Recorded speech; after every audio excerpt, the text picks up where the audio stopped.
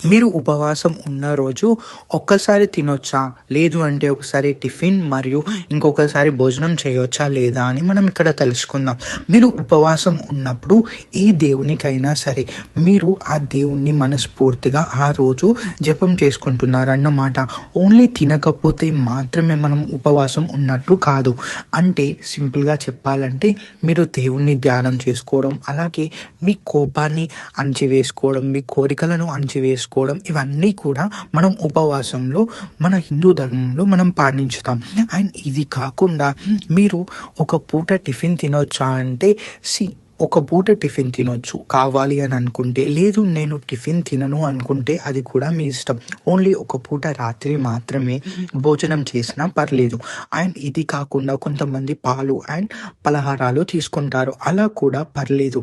ఎందుకు అని అంటే మనం ఇక్కడ ఇంపార్టెంట్‌గా ధ్యానం చేసుకుంటూ ఉండడం. మనం మిగిలిన అన్ని ఎమోషనల్‌ని కంట్రోల్ చేసుకోవడం మోస్ట్ ఇంపార్టెంట్. అలా చేసినప్పుడు మీరు ఉపవాసం ఉన్నట్టు. అండ్ ఒక పూట మాత్రమే తినండి మాక్సిమం.